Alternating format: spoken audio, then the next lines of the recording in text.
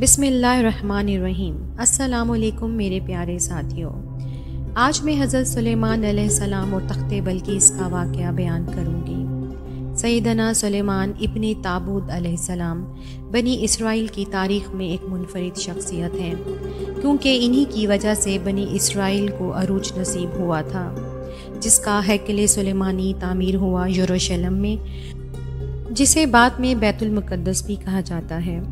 وہ ہیکل سلیمانی 70 عیسوی میں سیدنا عیسیٰ کے رفع سماوی کے تقریباً 35 سال کے بعد ٹائٹس میں حملہ کر کے تباہ کر دیا تھا۔ صرف اس کی ایک دیوار اس وقت باقی ہے، جسے دیوار گریہ کہتے ہیں، جہاں یہودی تورات پکڑ کر عبادت کرتے ہیں۔ قرآن مجید میں سلیمان علیہ السلام کا ذکر مختلف جگہوں پر ہوا ہے۔ سورۃ سبا میں ذکر آیا ہے کہ ہم نے سلیمان علیہ السلام کے لیے ہوا کو مسخر کر دیا۔ ان کی صبح کی منزل 1 مہینے کے برابر ہوتی تھی اور شام کی منزل 1 مہینے کے برابر، یعنی وہ اپنے تخت سمیت ہوا میں اڑتے تھے۔ 1 مہینے کی مسافت وہ ایک صبح میں طے کر لیا کرتے تھے، اور اسی میں ذکر ہے کہ جنات کو مسخر کیا تھا۔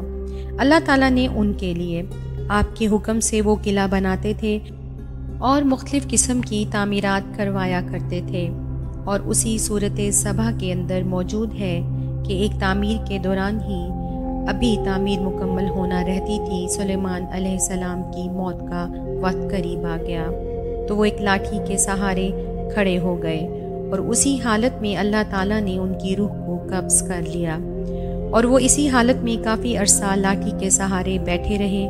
اور قرآن مجید میں آتا ہے کہ دیمک نے لاٹھی کی لکڑی کو چاٹا، اور حتیٰ کہ جب سارا چاٹ لیا تو وہ لاٹھی ٹوٹ گئی، تو حضرت سلیمان علیہ السلام کا جسم زمین پر آ گیا، تو اسی وقت جنات کو پتہ چلا کہ وہ تو فوت ہو گئے ہیں۔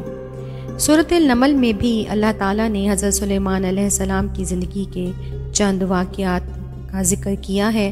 30 آیات کے اندر حضرت سلیمان علیہ السلام اپنے امتیوں کو کہتے ہیں کہ اللہ تعالیٰ نے ہمیں کثیر مخلوق پر فضیلت دی ہے، ہمیں جانوروں کی بولیاں سکھائی ہیں، جنات کو اور ہواؤں کو، پرندوں کو ہمارے لیے مسخر کر دیا ہے۔ اور یہ بھی ذکر آتا ہے کہ ان کی فوج کے لشکروں میں تمام جن، انسان اور جانداروں میں سے ہر ایک کی علیحدہ فوج تھی، اور اسی میں ذکر آتا ہے کہ وہ چیونٹیوں کی زبان بھی جانتے تھے، جس کی وجہ سے سورت کا نام سورۃ النمل رکھا گیا۔ نمل عربی زبان میں کہتے ہیں چیونٹی کو۔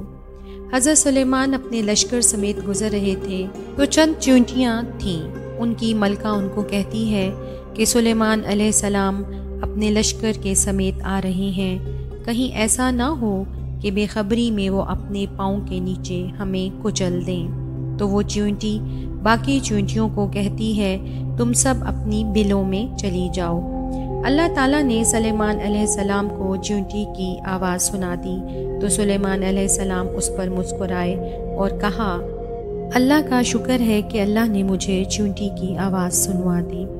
سورۃ النمل میں بھی ذکر آتا ہے کہ حضرت سلیمان علیہ السلام اپنے دربار میں بیٹھے ہوئے ہیں، اور ان کے سارے کمانڈر حاضر ہیں، لیکن ان کی ایک ایئر فورس کا کمانڈر ہدہد موجود نہیں تھا۔ تو آپ نے فرمایا، اگر ہدہد نے اپنی غیر حاضری کی وجہ نہ بتائی تو میں اسے سزا دوں گا، یا میں اسے ذبح کر دوں گا۔ تھوڑی دیر کے بعد ہدہد حاضر ہو جاتا ہے، اور وہ اپنی غیر حاضری کی وجہ بتاتا ہے۔ اے سلیمان علیہ السلام، میں آپ کے لیے ایک ایسی خبر لے کر آیا ہوں جو آپ کے علم میں بھی نہیں ہے۔ سلیمان علیہ السلام نے کہا، کیا خبر لائے ہو؟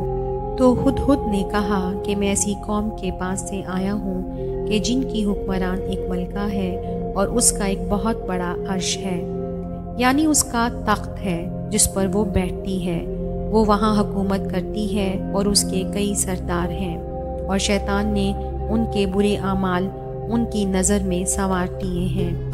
وہ اللہ کو چھوڑ کر سورج کی پوجا کرتے ہیں، حالانکہ عظمت اس اللہ کی ہے جو زمین و آسمان کا مالک ہے۔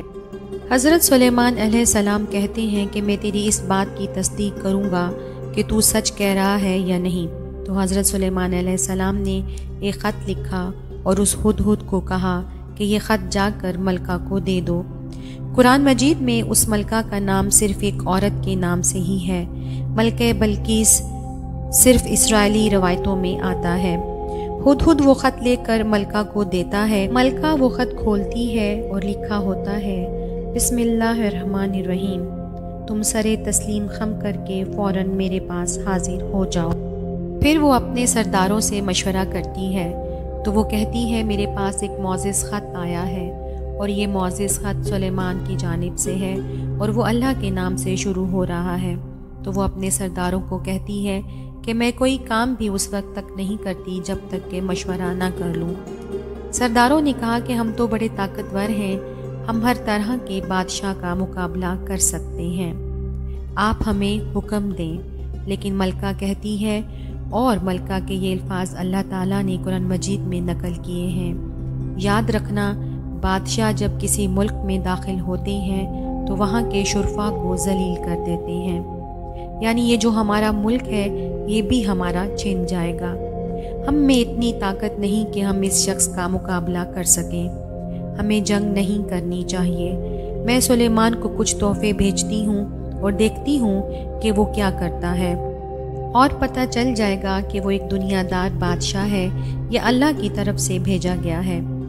تو وہ بہت زیادہ تحائف دے کر ایلچی حضرت سلیمان کی طرف روانہ کرتی ہے، اور جب وہ ایلچی حضرت سلیمان علیہ السلام کے پاس پہنچتا ہے تو حضرت سلیمان علیہ السلام کہتے ہیں، تو وہ تحائف واپس کر دیتے ہیں اور کہتے ہیں، جاؤ اور اب ہم وہ لشکر لے کر آئیں گے جس کی تاب تمہاری ملکہ کے لشکر نہیں لا سکتے، انتظار کرو ہمارا۔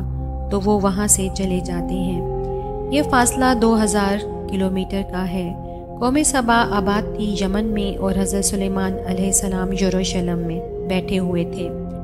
جب ایلچی تحائف واپس لے کر ملکہ کے پاس پہنچتے ہیں تو ملکہ بلقیس فیصلہ کرتی ہے کہ اب وہ خود سلیمان علیہ السلام کے پاس جائے گی۔ اس بات کو کچھ عرصہ گزر جاتا ہے۔ جب لشکر جانے سے کچھ دن پہلے سلیمان علیہ السلام اپنی مجلس میں بیٹھے ہوئے ہوتے ہیں تو سلیمان علیہ السلام اپنے درباریوں سے کہتے ہیں، اے میرے سرداروں، تم میں سے کون ہے جو مجھے اس ملکہ کا تخت لا کر دے، اس سے پہلے کہ وہ سرے تسلیم خم کرتی ہوئی میرے پاس حاضر ہو جائے۔ تو وہ ایک بہت بڑا دیو ہیکل جن کہتا ہے، میں آپ کی مجلس ختم ہونے سے پہلے آپ کو تخت یہاں پر لا دوں گا، اور میں اس کے اوپر ایمانت دار بھی ہوں۔ وہاں ایک اور شخص بیٹھا ہوتا ہے جس کے پاس کتاب میں سے علم ہوتا ہے۔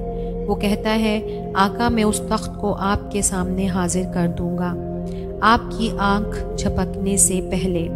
اور پھر وہ تخت بلقیس کو لے آیا، اور جب حضرت سلیمان علیہ السلام نے وہ تخت وہاں پر آیا دیکھا اور کہا، یہ میرے رب کا فضل ہے تاکہ وہ مجھے آزمائے کہ میں اس کا شکر گزار بندہ ہوں یا ناشکرا۔ پھر حضرت سلیمان علیہ السلام کہتے ہیں، اس تخت کی حیت بدل دو اور میں دیکھوں گا کہ وہ اپنے تخت کو پہچانتی ہے کہ نہیں۔ پھر ملکہ وہاں پر آ پہنچتی ہے۔ حضرت سلیمان علیہ السلام اسے کہتے ہیں، اس تخت کے بارے میں تیرا کیا خیال ہے؟ تو وہ کہتی ہے، یہ میرا تخت ہی ہے۔ پھر سلیمان علیہ السلام اسے محل میں لے جاتے ہیں تو اس کے محل کے شیشے ایسے جڑے ہوتے ہیں کہ گویا دیکھنے میں تالاب محسوس ہو رہا ہوتا ہے۔ پھر وہاں پر ملکہ بلقیس کہتی ہے کہ میں سلیمان کے ساتھ اپنے رب کے سامنے سرے تسلیم خم کرتی ہوں، جو میں شرک کرتی رہی، میں اللہ کی طرف رجوع لاتی ہوں، اور وہ اسلام قبول کرتی ہے۔ باقی اسرائیلی روایتوں میں ملتا ہے کہ سلیمان کا نکاح اس کے ساتھ ہوتا ہے، لیکن قرآن میں اس کا ذکر نہیں آیا ہے۔